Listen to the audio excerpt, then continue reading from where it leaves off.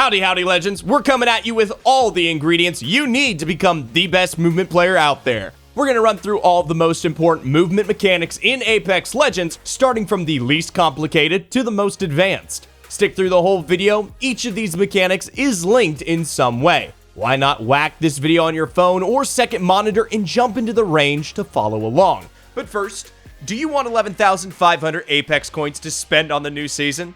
We're giving one lucky ProGuides subscriber Apex coins every 4 weeks this season. All you have to do is like this video and subscribe to the ProGuides Apex Legends channel. Then, click on the link in the description and sign up to ProGuides.com, subscribing for $9.99 a month. And then, comment your ProGuides username in the comment section down below. We'll announce the winner at the end of the month. Let's get right into it, starting with the most simple mechanic, the slide jump. Okay, we're not blowing your mind here, but this crucial mechanic is important to other more advanced mechanics, so it's worth mentioning for total beginners. The name basically acts as a tutorial for this particular movement. You simply press your crouch key, which is controlled by default, and then jump. As you jump, release your crouch. You can chain these together to get some momentum, and this is especially helpful when being shot at. Moving unpredictably makes you harder to hit after all. Next up is reverse and edge sliding. Still not some super mega fade level movement tech, but a useful technique that's honestly still underused by most Apex Legends players. The key is to be unpredictable, so don't always discount these simpler movement techniques. The reverse slide can help you retreat from an enemy while facing them, and because you're facing them, you can deal damage while also backing up. This is far better than being shot in the back while trying to escape. To reverse slide, jump and move backwards at the same time, but before you land, hit your crouch button. This will put you automatically into a reverse slide. As mentioned, this can be used to move away from an enemy while dealing damage. However, its potential is higher when you use this technique to slide to cover or into a building at the same time. Edge sliding is more about moving as fast as you can. This could be to avoid taking damage, going faster to escape the moving zone, or to evade an enemy team. In Apex, if you slide into the edge of an object, you get a speed boost. This also makes you slightly harder to shoot as your movement is usually less predictable. And of course, this makes you harder to track. Then we level up to the wall bounce. You've almost certainly seen all kinds of players hit the wall bounce at some point or another. For this, we'll need to change some of the default keybinds. This and other movement mechanics need to use the scroll wheel. This allows for easy access to certain inputs because the scroll wheel will input the same action over and over again when, well, you scroll. So let's address both changes now. Set scroll wheel up as your secondary forward movement key and set downward scroll as your secondary jump key. With that, you're good to go for the rest of these movement techniques. Wall bouncing, firstly, looks really cool, but it also has some practical benefits of making you harder to hit. With your scroll wheel bound to jump as stated, approach a wall at a 45-degree angle and slide jump into the wall. But move your mouse so you are perpendicular with the wall as you approach it, then jump. Practice makes perfect here, because a failed wall jump will see you just kinda face planting into the wall, so it's important to get this right consistently. Wall bouncing can be combined with other techniques, but it can also be used to clear Watson fences, jump to heights, and just look like an absolute badass in the game. Well worth mastering. Bunny hopping is another fairly simple technique that adds unpredictability to your movement. It is also performed crouched, which has the added benefit of making your hitbox smaller and therefore harder to hit. Bunny hopping is simple to do, but it requires very specific timing, so it could take some time to master. First, slide jump, then let go of all movement while keeping crouch held. Then as you touch the ground, jump again. The timing can be a bit tricky to get down, so make sure to keep practicing the timing.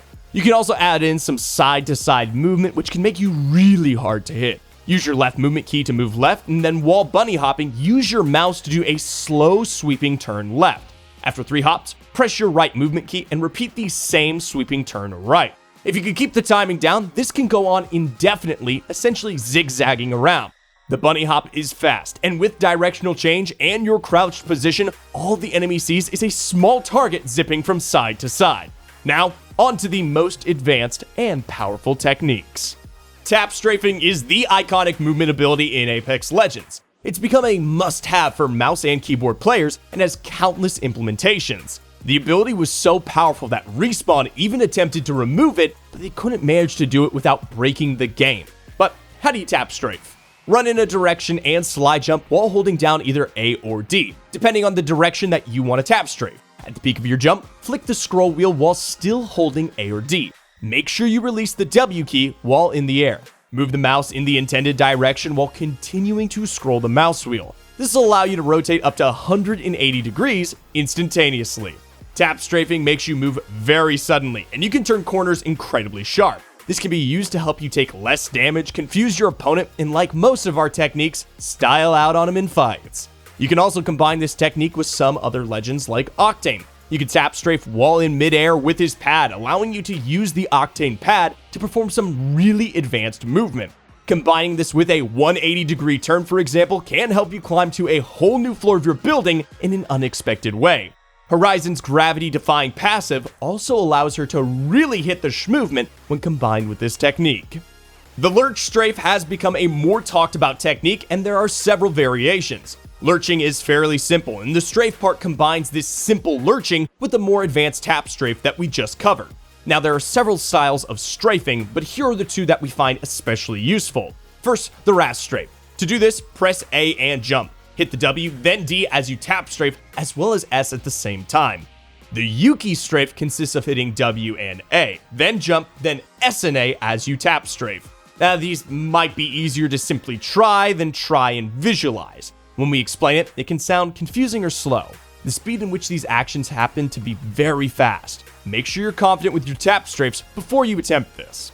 Super gliding is by far one of the hardest and most advanced techniques in Apex Legends. It gives you a very large speed boost. However, it's super hard to get down and it requires perfect timing. Even professional players don't hit every single super glide. The new Wooting keyboard designed for movement in FPS games has been very popular primarily because it helps make techniques like this easier. So what is it? Simply, as you climb a wall, you hit crouch and jump at the same time while holding a movement direction, and it essentially launches you in your chosen direction. The timing is very hard, and you have to hit jump and crouch almost at the exact same time, about 1 frame apart. Binding both actions to the same key doesn't work. Using C for crouch and spacebar for jump and pressing both keys with your thumb at the same time is a more effective way of getting the timing right consistently. Let me just repeat, this technique is very advanced and you will not hit every super glide 100% of the time. It is much more of a flex than it is practically useful because relying on it in game is risky. However, when you pull it off, it's insane.